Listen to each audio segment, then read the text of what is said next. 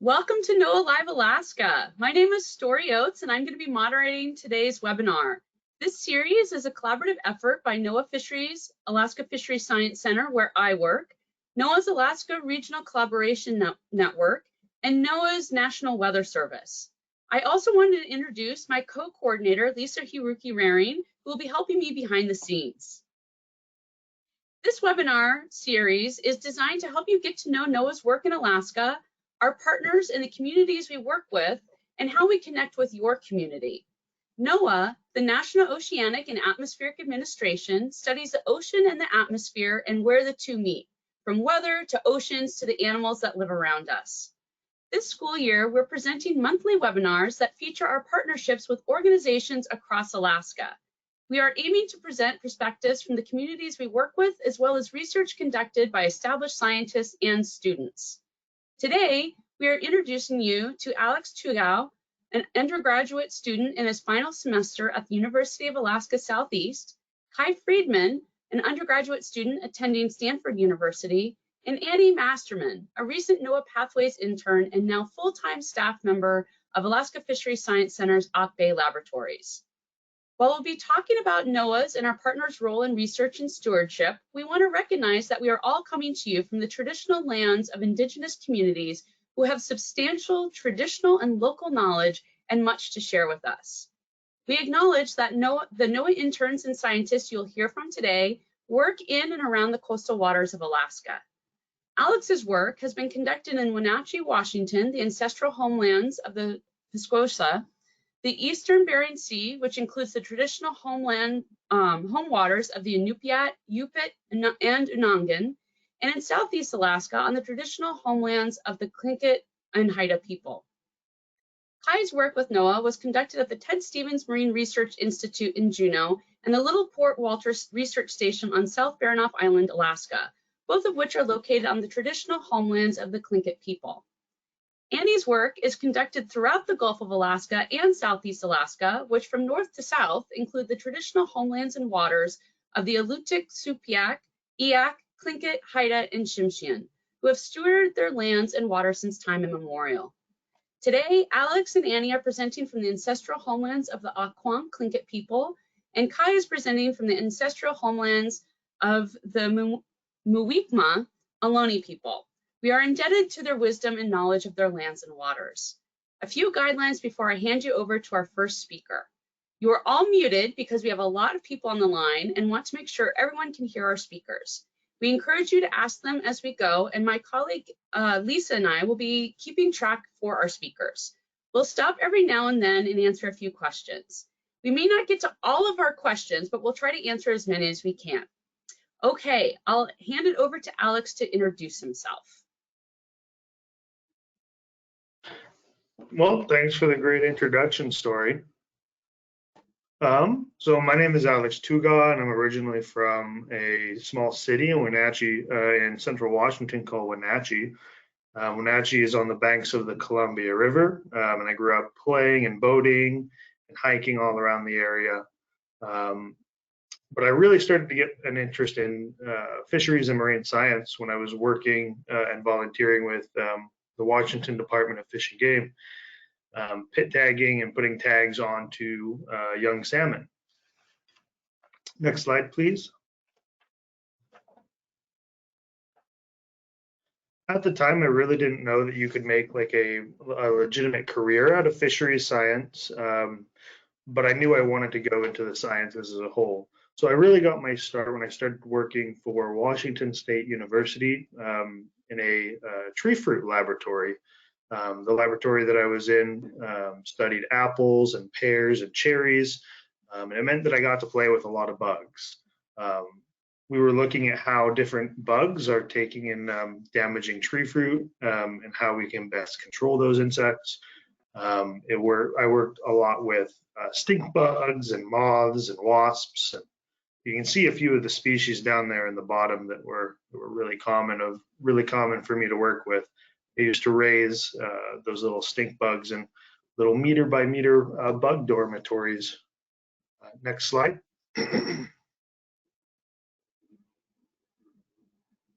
So in 2020, I decided I wanted to really continue my education. And I ended up moving up here to Juneau, Alaska to start school with the University of Alaska Southeast. Um, the school really allowed me to introduce myself to a lot of really great organizations here, including the Alaska Department of Fish and Game and the Sitka Science Center, who have a lot of really, really cool opportunities for people who want to get into fisheries science. You know, I've worked on fish wheels near Palmer, Alaska to tag king salmon. You can see those little red radio tags down in the bottom photo, as well as collecting their scales to figure out how old they are, and collecting genetic material to try to figure out what populations they come from and establish like a population tree. Working with Sitka, I collected salmon ear bones, tagged fish, and got to walk around streams all over Southeast Alaska. I think the biggest fish that we ever caught on one of the fish wheels was a king salmon about 1 meter long, which I'm holding in that photo right there. It was a pretty wild fish to see. Next slide, please. So this summer, I think I got to have the coolest opportunity that I've done, which was interning with NOAA to go out onto the Eastern Bering Sea and do a big groundfish trawl survey. So groundfish are all your pollocks and your cods and your king crabs.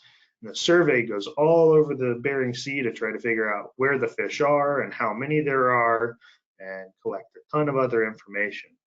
Down in the bottom right-hand corner is a Bering wolffish, and it was like the coolest animal I think I've ever seen. They've got these big bitey molars that they use to pick up clams and crabs and eat them. And I just think they're wonderful fish. Next slide, please.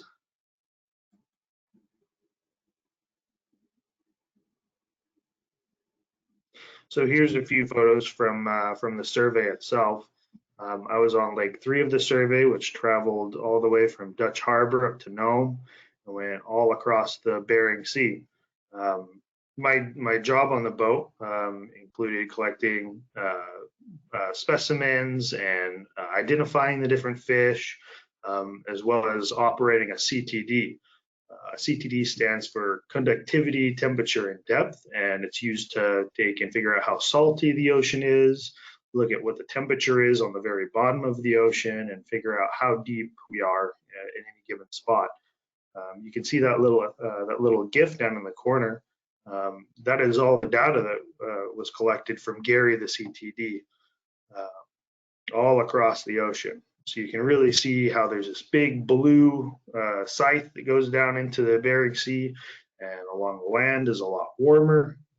It's really kind of a cool thing to see and collect data on. Next slide, please. So I'm still working with NOAA now that internship has ended, but I've really shifted gears quite a lot. Right now, I'm working on a project to map kelp distribution all across Southeast Alaska. This is using a tool called GIS, which stands for Geographic Information Systems, and it's essentially the same tool that is used to create Google Maps. And so what we're doing is we're using these really old surveys from around 1915 to figure out where kelp has been historically, where it used to be, and then comparing that to where it is now. And this is really important for a few reasons. Bull kelp and other kelp species have really gone away in a lot of the lower 48, but are still pretty plentiful up in Alaska, but we want to make sure that the populations are still staying stable. And there's a lot of interest in harvesting kelp for food. You know, lots of companies have started farming kelp, and you think of organizations like Barnacle Food, who are making super tasty kelp salsa and kelp pickles, and you know, they really want to know where that kelp is too, and how much there is to make sure that the harvest is sustainable. Next slide, please.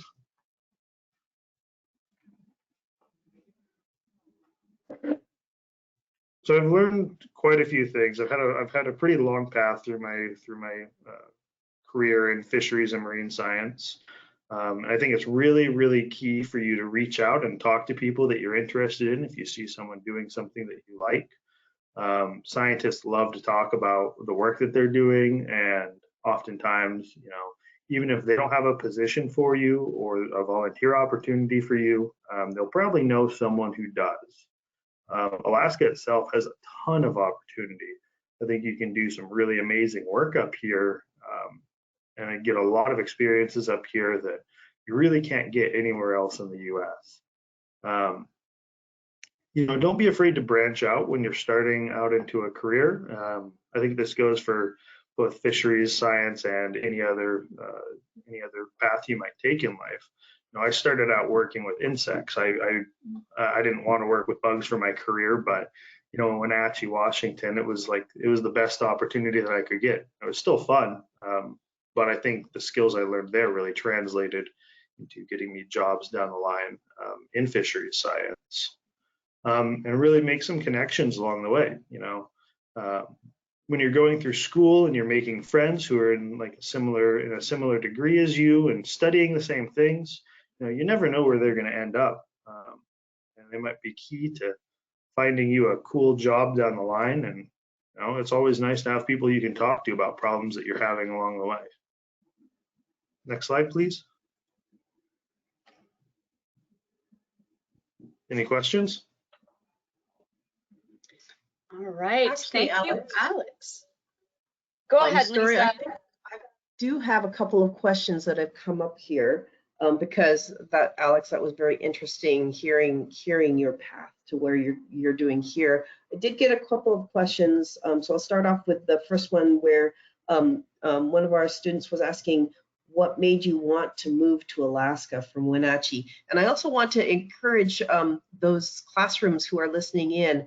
If you guys have questions, please feel free to type them in and let us know what you're thinking, and we'll be sure to ask Alex when we see them in the chat here. So Alex, what made you think about moving up to Alaska from Wenatchee? Well, a few things.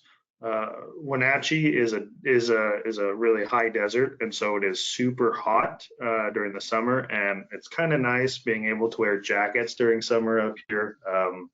But I think really the biggest thing that made me come up here was the University of Alaska Southeast.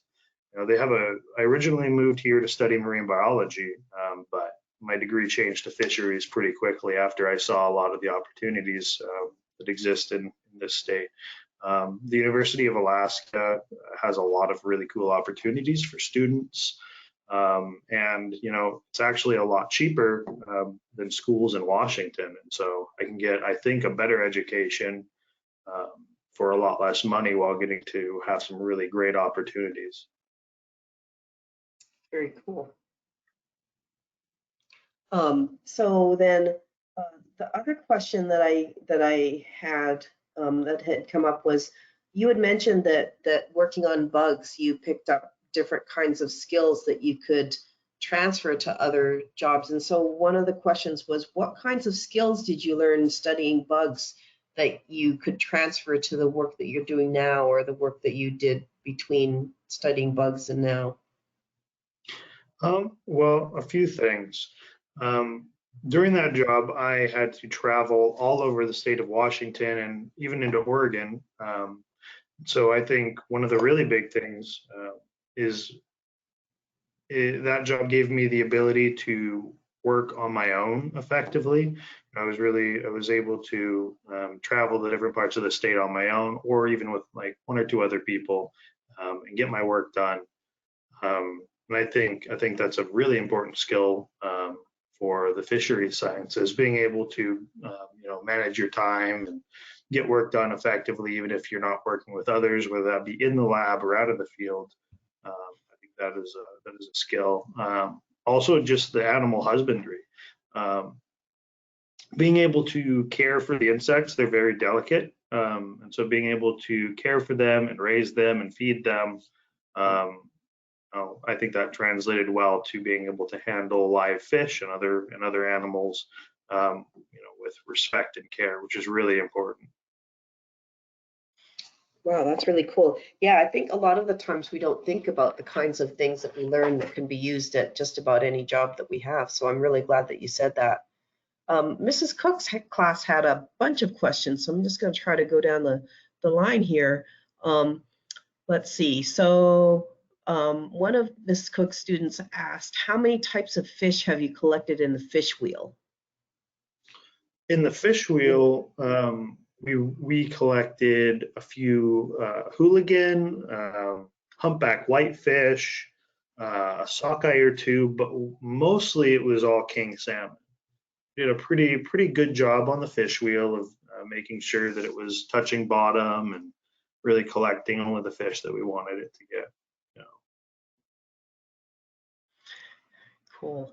And then I think your wolffish inspired several questions because one of Miss Cook's students said, "Have you ever seen a wolf eel?" And another one said, "Have you ever seen any sea wolves, which are wolves that will swim into the ocean to hunt?" So two ends of the same term. You know, I haven't seen any wolves swimming in the ocean. But the wolf eels are really one of my favorite fish. You know, we only got a single one on the survey out of the Bering Sea, but it was such a cool fish to be able to see and handle.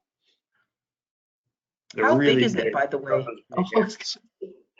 So like if you were holding one, would it stretch from your shoulders all the way to the ground, or would like and I'm not sure how big they get. They get pretty big. The one we had was probably, you know, about one full arm's length. You know, its head and mouth were about as big as one of our crew members. wow. Well, I guess that depends on how big the crew member's mouth is too. So, but yeah, that can get pretty big. Wow, that's cool. So Laura was asking, what is your favorite part of your job? I think really being able to get outside. You know, I originally started out working in a factory.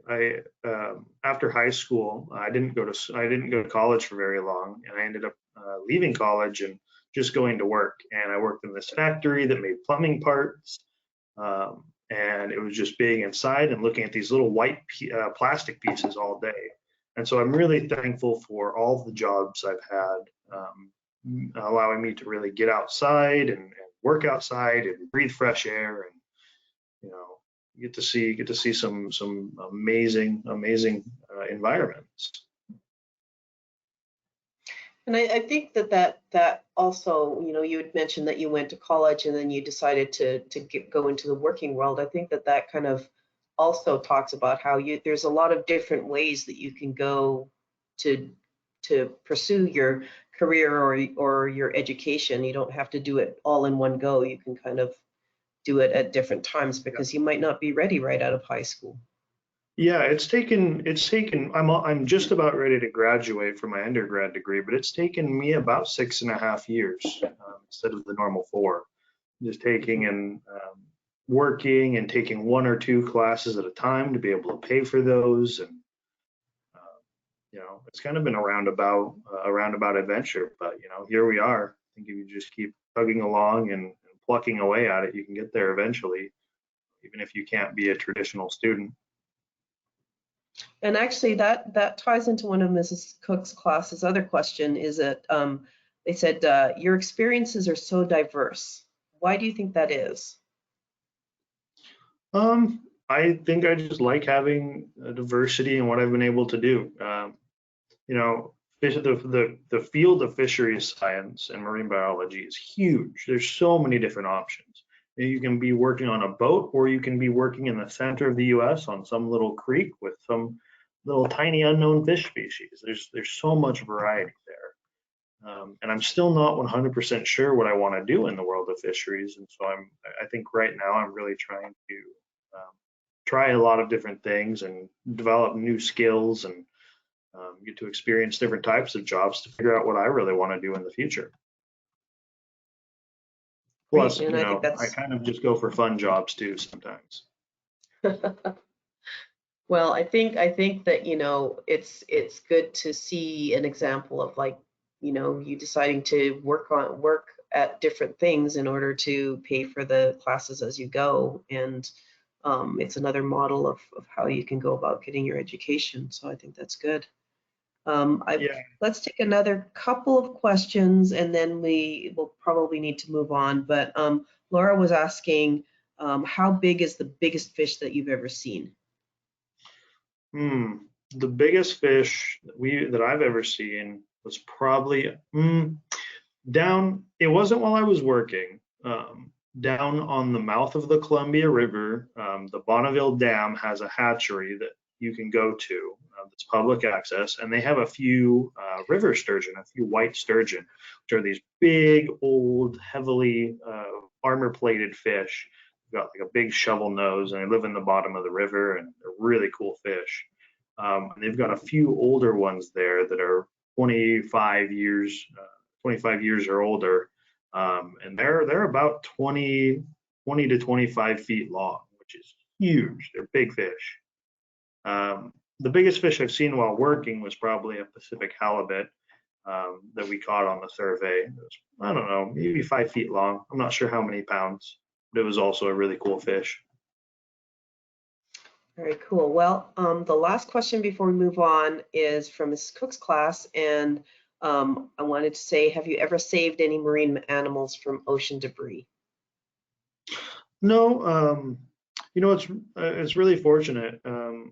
I Our survey out in the Bering, we didn't get much garbage or debris, which was kind of we were pretty far out there.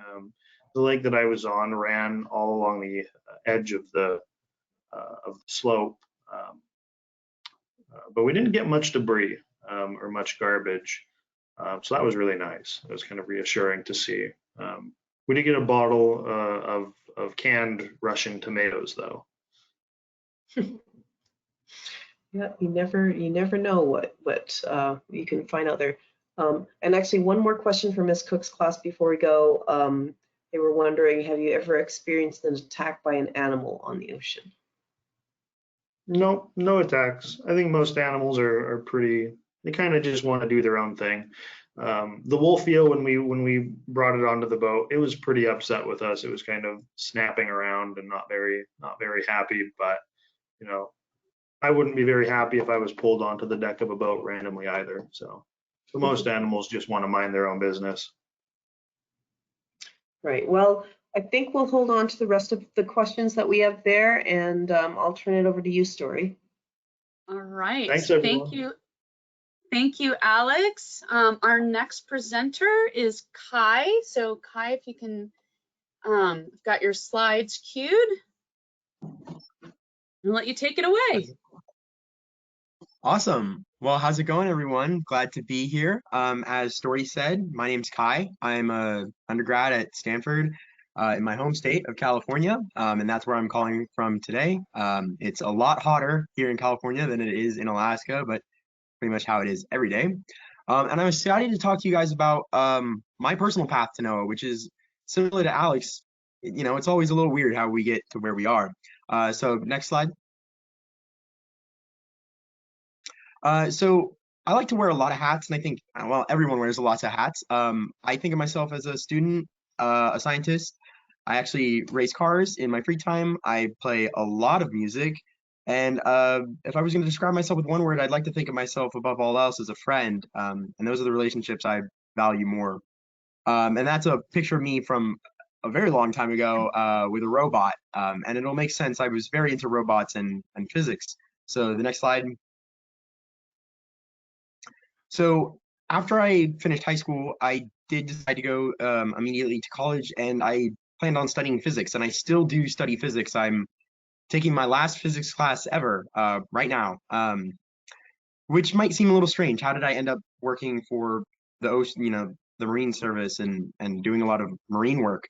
All started my first term at college. I took one marine biology class. I was taking a bunch of math, a bunch of physics, and I said, marine biology sounds really cool. I like fish as much as the next guy. Why don't I try it out? And that class changed my life. The professor was fantastic and kind to me. I found myself really interested in all of the readings, everything we were talking about. And that ended up turning into actually a research project that I did here on campus in a laboratory. And that was my first major exposure to marine science, actually like doing marine science. And it was really exciting and it was tons of fun. I was studying coral. And then, of course, something crazy happened and the pandemic happened. Actually, ended up that project never finished as a result, and that happens a lot in science. And then I had to take time off of school. Actually, got a job at a motorcycle store, which was a cool life experience. And then didn't really come back until school kind of returned to normal. At which point, I then did some work with some totally different laboratories at my school, studying coral actually using satellites run by NOAA. And then from there, I started studying some kelp. And then something else happened, and then that project didn't finish either. And again, that happens.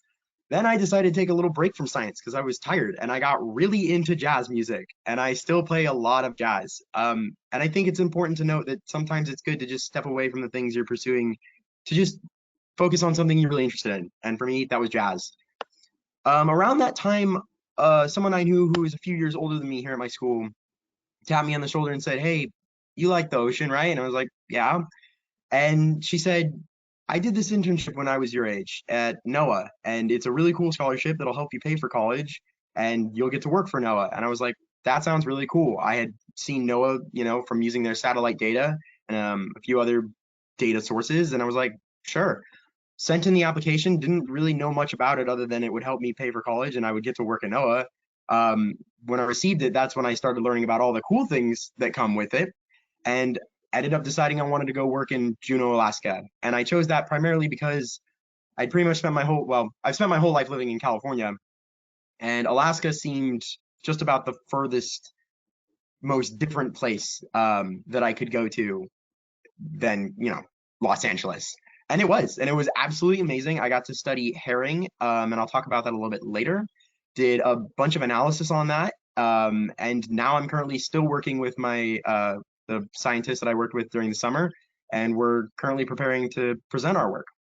So the next slide. So my experience with NOAA, a lot of awesome things happened. First and foremost, like I said, I think of myself as a friend, and I made a lot of awesome friends while in Juneau. People, I literally just was texting them before we hopped on this webinar. I'm seeing them, seeing a couple people in a few weeks, and then more in January when we're back in Alaska for a little bit, and they'll be lifelong friends for sure. I also got to see some of the most beautiful places in the world, and if a lot of you guys are, I believe, in Alaska right now, you're used to seeing those places, but there's an opportunity with NOAA to go anywhere in the country and see other beautiful places and other parts of the country and the cultures that are around this place. I got to learn a lot of things, including in that statistics, which is something that I didn't realize I was fascinated in. And like I said, I've had a lot of experiments go wrong, but it was cool to experience, again, what happens when a science experiment does not go as you expect, even when it concludes, even when it's done and it's not how you thought it would be. And that was a really important experience for me. And lastly, I gained a lot of confidence in my abilities. I think a lot of people pretty much throughout their careers don't want to talk about it, but we normally feel at a lot of points very underprepared for what we're being asked to do. And that's totally normal. And it's really important to put yourself in those experiences, know that you might feel, a little scared, that you might not be able to do what people are asking, but that you'll get through it. And then by the time you're done, you realize that you could have done it the whole time, and you gain a lot of confidence, and that's really important. Next slide. So what did I actually study? So essentially we were asked by Alex had mentioned that kelp farming is growing, especially in Alaska. And some kelp farmers had a problem where fish, specifically herring, were laying their eggs on the kelp. And once that happens, we can't use the kelp. We can't eat it. We can't turn it into the awesome salsa. And so these farmers asked us as scientists, can you help us? What can we do? So next slide. So we had this question, how could we stop the fish from laying eggs on the kelp? And so I want to ask you guys that and just think about it, maybe put some ideas in the chat. If you had a kelp farm and you wanted to get the fish to stop laying their eggs on your kelp, but you didn't want to hurt the fish, what would you do? Give you guys about 30 seconds to think about that. All right, so feel free type into the chat, what would you do to keep herring from spawning on your kelp? Get those ideas into the chat. And actually, in the meantime, Carol had a question about why can't you use the kelp if it has fish eggs on it? That's a great question. So actually in Japan, it's a delicacy. It's actually prized. They want the herring to lay their eggs, but here in America, we don't, that's not a common food. And beyond that, in Alaska specifically, you're not allowed to collect it because they want the eggs they want them to turn into fish. And so they don't let you actually collect the kelp if there's been eggs on it because they want them to grow up and turn into actual fish. Very interesting. All right, so yeah, keep on putting your answers into the chat, and once we get a couple answers coming in, I think Story's going to collect them all up. Yep, we've got one here. You could just eat the eggs, the herring eggs, which I know is quite the delicacy, especially for Alaska Native communities, especially in Southeast. I would keep some kelp somewhere where the fish couldn't get it. So keeping the kelp away from the fish somehow, putting the seaweed deeper, or and putting it in a cage. Scrape the sides with something is another idea. Yeah. So those are all really good great. ideas. Yeah, they're all great ideas. Our goal, however, specifically was to get them to not lay their eggs in the first place. And so the next slide, we came up with a few ideas. What we actually did is we got a bunch of fish, and then we put 4 different things in the water to see if it would get them to like move away from the kelp. And so on the next slide, the 4 things that we decided to test, we tried lights, sound, bubbles, and fishing flashes. And those are those big plastic reflective pieces that attract salmon. We thought maybe it would scare the herring. So the idea was maybe if we flashed lights at them, they would just go away. We thought maybe if we played noises, they would go away. We thought similar to a cage, we could basically blow bubbles and just always have bubbles, and that would basically act like a cage. And then we tried maybe just scaring the fish with the flashers. And so the next question is, do you guys think that any of these worked? And if so, which one worked the best? Okay, you've got 4 choices: lights, sound, bubbles, or fishing flashers. What do you think worked the best? Pop your answers into the chat. Let's see what we get.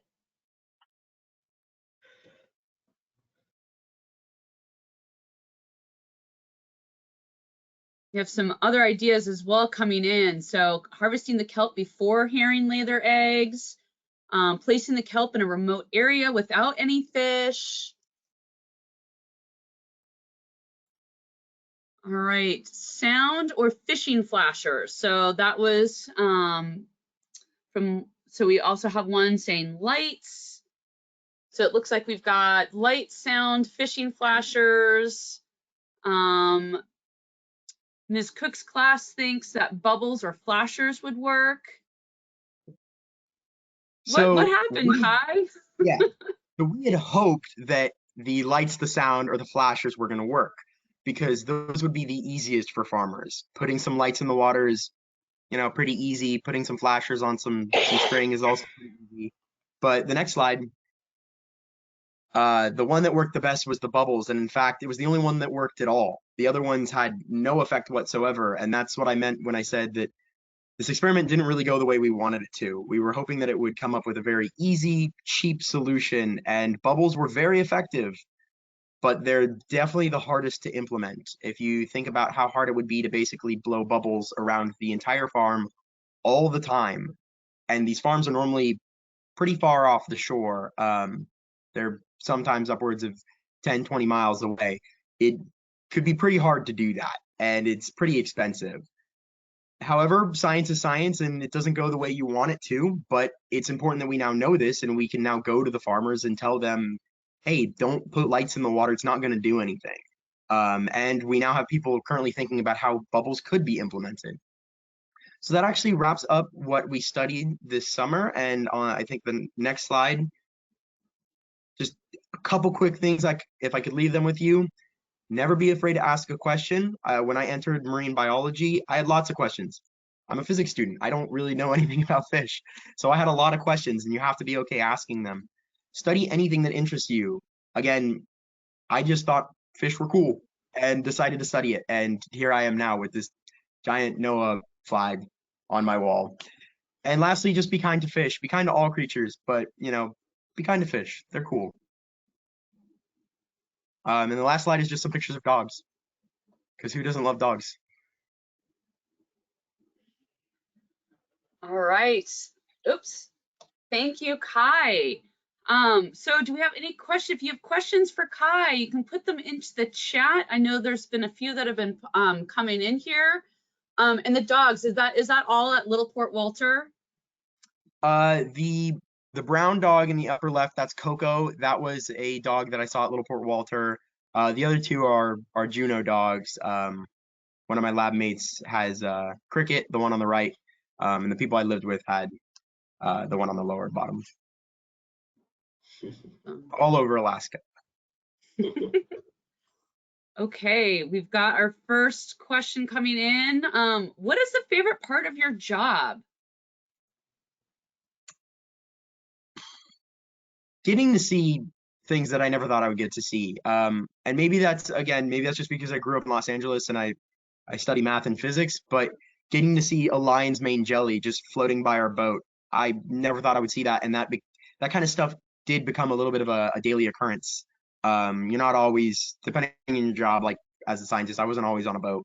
But yeah, getting to do things in remote locations and see things that most people will never get to see, getting to see the wildlife and study it in a respectful manner. I mean, that's getting to do that every day is amazing. So Awesome. Kai, I had a question that came up. One of them was that both you and Alex have done a wide variety of jobs, and so how did you find the jobs that you were that you ended up getting? In terms of the Hollings scholarship, you'd said that another student friend of yours had told you about that, but then once you got the Hollings scholarship, how did you find the position in Juneau, and how did you get some of the other jobs that you had? Yeah, so specifically in the Hollings program, there are specific jobs that you can take. There are specific projects specifically for Hollings scholars. So I just found Alaska because I basically looked up on the list that I was allowed to do which ones were in Alaska, and found the one that interested me the most. The other jobs, like I said, if you follow the things you're interested in, they just show up. I really like motorcycles, so I found a job at a motorcycle store. I, really like jazz, so I found jobs playing jazz. I really like fish, so I've found different jobs. A lot of it is just going around and saying, hey, I really like this stuff. Can I do this? And generally you'll find it if you ask enough people. So a lot of it is talking to people that you know who are working in that area. Is that sort of what you were Or people doing? you don't know. Yeah, I mean, I've gone up to a lot of professors and scientists and just been like, hey, I saw something that you wrote in an article, or I read about you in the New York Times, or a friend said they were taking your class. Can you talk to me about the things you do? And like was mentioned earlier, scientists love to talk about the things they do. They will never turn that down. Right. Okay, well, it looks like we have a couple of questions from Mrs. Cook's class. Ms. Cook's class was asking, what is the most interesting fish that you caught? We didn't do too much fishing per se, but we went to catch a lot of herring, and it was hard to catch just herring. You put a big net in the water. We were beach seining, and we caught a few other fish. We caught I think a few rainbow trout, and we caught a lingcod, a juvenile lingcod, which we threw back. Yeah, we were pretty specifically just catching herring, and anything we did find, we just put back. The lingcod was interesting because I had never seen one. Very cool. Another of Mrs. Cook's students was asking, do you have dragonfish there? I don't even know what dragonfish are. I'm not, I've heard of them, but I can't. I think some folks will have called lingcod dragonfish, which we definitely have. Oh, okay. That might be it. And Ms. Cook, if you wanted to, if it does have a different name, feel free to pop that in the chat. But yeah, if it's referring to lingcod, definitely. We have another question here from Ms. Cook's class. What type of dogs do you have? So I personally have 3 dogs. I have a Corgi German Shepherd mix, a Corgi Border Collie mix, and my pride and joy is a Siberian Husky that I rescued myself. He would have loved to come with me to Alaska, but unfortunately, I just couldn't do that. He stayed with my parents, but yeah, lots of dogs. Huskies are the best. Awesome. Another question for Ms. Cook. Have you ever been in a little submersible? No, but it is my life dream. It is the number one thing I want to do is go in one of those submersibles. I've seen them obviously in movies and TV shows, and it seems like they're becoming a very active or more active research opportunity. There's lots of companies. Ocean One is using them, and there's a lot of companies actually in the Washington area that are building them. So hopefully by the time I'm 30 or 40, that'll happen. Awesome. Yeah, I think they retired Alvin, but you never know. There's a lot of cool work going on in that. Another question. What is the most interesting thing you have caught? So maybe not just fish, but in general, most interesting thing. I caught a hook. Using a hook, I caught another hook that wasn't on a line. That was really strange. We were just casting in Juneau, and somehow I threw out one hook and reeled in 2. Strange. Too bad there weren't any fish attached to them. Nope. We have got a question from Carol here. Have you ever gone scuba diving? And maybe you can elaborate. If you have you done it for work, or was it, where have you been diving? This is a great opportunity to talk about failure. One of the reasons I was actually a little nervous getting into marine science is because I didn't know how to scuba dive. And it seemed like everyone I talked to knew how to scuba dive. And that wasn't like a requirement for working in marine science, but it seemed like it was. And so I had set out to go get my scuba certification and learn how to do it. And during the course, learned that I actually didn't know how to swim. I thought I did and I didn't. And I failed the swim test. And I still have not passed. It's been a year now and I'm still learning how to swim. I'm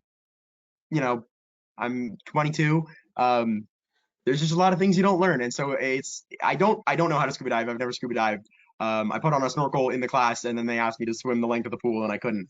But I'm still trying to do it. It's something that I will learn to do, and it's important to remember that it's okay not to know how to do something. And it's actually kind of cool to get to learn how to do it.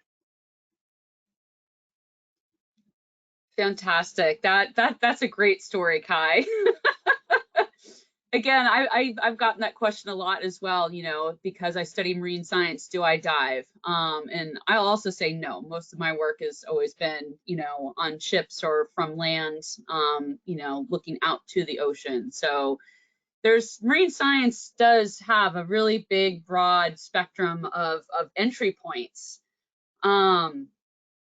And I think with that, because we've got about 15 minutes left and I want to make sure we get to our last speaker, I want to thank you, Kai, and we're going to switch over to Annie. And one last comment from Ms. Cook's class, thank you for all of the growth mindset emphasis. I think that's something that for all of us in science, we definitely need to have. All right, so Annie, if you can turn your camera on.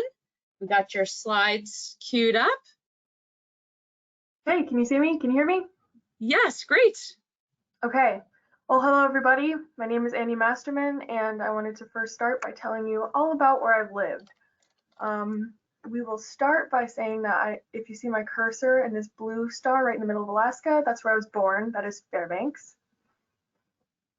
And I lived there for about 2.5 years until my sister was born, after which we moved to Maine, which is all the way over by that green star. I lived there for 10 years, and I will point something out really quick. That star is landlocked.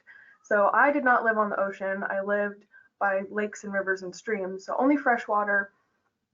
And at that point, I hadn't really been introduced to the world of marine biology. Okay, moving on. So after that 10 years, we moved back to Alaska, and there's a whole lot of stars over here now. The first place that we moved back to is Togiak, and that is my ancestral home. I'm Yupik, and you can see in that photo that is an utkuk. That's a Yupik coat that has been in my family for years. It belonged to one of my cousins, and then I wore it, my sister wore it, and now it's back to my cousin, and her kids wear it. So we still have that. After Togiak, we went to another village called Manicoduk, and then another village called Bethel, and we were in both of those places for a year or two. And then I moved down to Sitka to go to Mount Edgecombe, and I graduated from there in 2018, after which I came here to Juneau, which is that purple star, and I graduated from University of Alaska Southeast with my undergraduate in marine biology. Next slide, please. Now I would like to show you about what got me interested in marine biology, having come from such a landlocked location. So admittedly, we had lived in Togiak for a few months at this point, but I wasn't super excited about the ocean until I got to see this place. This is Hanauma Bay, and it is in Hawaii. We went, my family, my sister and my parents and myself all went to Hawaii one winter, and it was really nice because it was warm there and it was super cold here in Alaska. But my most prized memory, if you will, from that entire trip was coming here to Hanauma Bay. All of this like gray that you see in the water, that is actually coral reef. We spent the day snorkeling, and I just spent hours and hours looking at fish, and that was when little Annie's eyes were open to the ocean, and I was just awestruck. And since then, I hadn't been able to let go of the ocean. And specifically, as we'll see in the next slide, the biggest thing that I was interested in was fish. So this photo is super special to me. It is a photo of my grandmother, my mom's mom, and it was taken by my Nana, my dad's mom. And so like very home to me. And you'll see my grandma, who is from Togiak, she is putting fish away and preparing fish for the winter. And this has been one of my biggest inspirations for me, is to be able to protect such an important resource for my culture and for my family. And so I went on a bit of a journey, and now we'll come back to all of my research and how that ties in. Next slide, please. So while I was in Mount Edgecombe going to high school, I asked one of my teachers if she knew of any internship opportunities that might be open to me, and she was like, Annie, I got just the one for you. And that you'll see in that first picture all the way to the left, that is a photo of me in my first lab at University of Alaska Southeast in Sitka.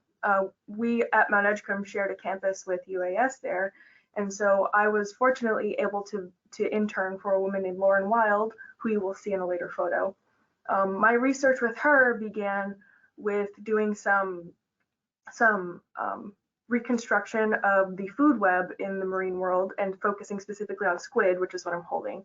That was my first animal that I ever researched, and they hold a special place in my heart, as you will see in my office. And then after that, I was on the road to graduate high school, but I wasn't done in the lab. And so Lauren, she told me about this opportunity called BLAST, which stands for Biomedical Learning and Student Training, and that is through University of Alaska Fairbanks. It allowed me to come here to Juneau and attend UAS here while also interning for UAF.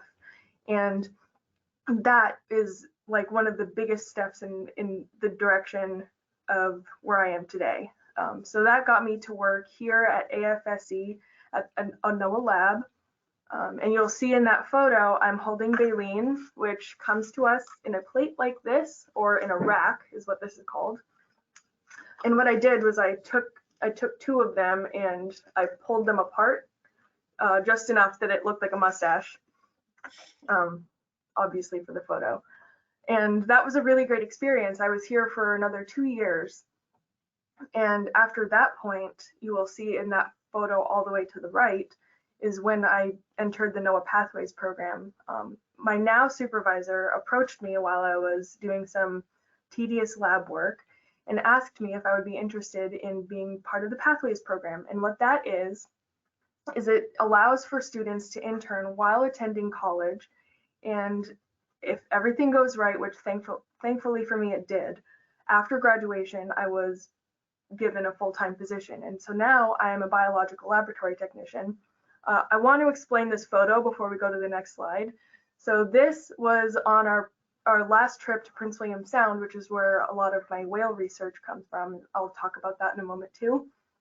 Our captain stepped away for like 3 minutes max, but he asked me to take the wheel. I was very reluctant, but I did it. But I also took us wildly off course. It was a whole mess, but it's cool. Okay, next slide. Okay, so now we'll come back to biological laboratory technician. My role now is mostly to do a lot of bioprocessing, is what we call it in the lab, and that includes taking lengths and weights of different species of fish and removing various organs for analyses. So what you'll see here in that very top middle photo, that is an otolith. Alex mentioned that earlier as an ear bone, and that allows fish to hear and get their orientation in the water, whether they're going up or down or left or right.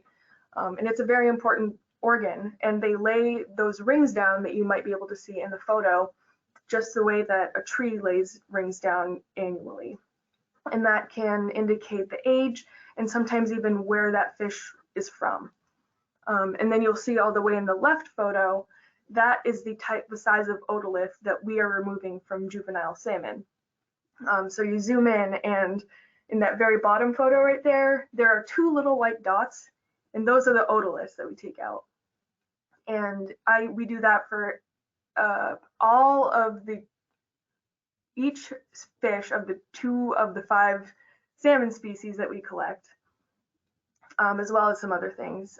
You'll see in that bottom photo of the fish, that is actually a herring, but we remove the stomach from those and from the juvenile salmon that we collect. And in the far right photo, you'll see some crabzoea. That is part of the diet analysis, where we remove the stomach contents of the fish, and we will look through and count each and every species that fish consumed before we caught it. And that's kind of mostly what I do. But on the next slide, you'll see some of the more fun stuff that I get to do as a whale biologist. So one of the biggest things that I was starting off with was what we call photo identification. And so if you'll know, flukes are a humpback whale's tail.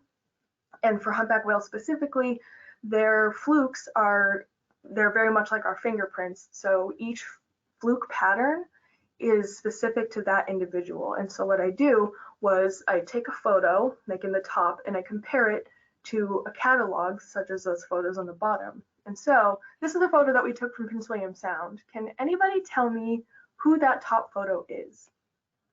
All right, now's your chance. Type it into the chat. So we've got that top photo, compare it to the bottom 3. Who might it be? We've got Jasper saying P117, Laura 117, Miss Cook's class also saying 117. What do we think, Annie? I think you guys are on it. Let's go to the next slide. This is in fact P117. We see this one a lot in Prince William Sound. I forget if this is a male or female, but this one is very, very, very common in the area and comes back quite a bit. And that was kind of what I do. It is a lot more difficult than that sometimes, just depending on the quality of the photo, or sometimes the fluke can be all black and that makes it hard to compare. But it's really fun, as you guys saw. And so with some closing remarks on my next slide, I will also leave you with some pieces of advice that very much echo the advice that Alex and Kai gave you. My biggest one would be to work hard. So I mentioned earlier that we remove otoliths from fish. In that bottom left photo, that is a little test tube that we keep our otoliths in, and each one is for one fish. So I'm holding the single vial of otoliths, and then you'll see in the next photo, there's a huge bag of them. And then in the next photo, there's bags and bags of them. And so each one of those little vials represents a fish from whom we remove the otoliths. And it's a bit of a process, and it's a little monotonous, but we get the job done, and it makes people happy that we're working and that we're producing data, and people notice, and people will appreciate that, and they'll speak highly of you, which comes to my next point, which is to make connections. When you make those connections, just like I made with Lauren, as you'll see in that very last photo, she is one of the people who eventually led to my job here at NOAA. And just to make connections, as Kai mentioned, many people all across Alaska know each other.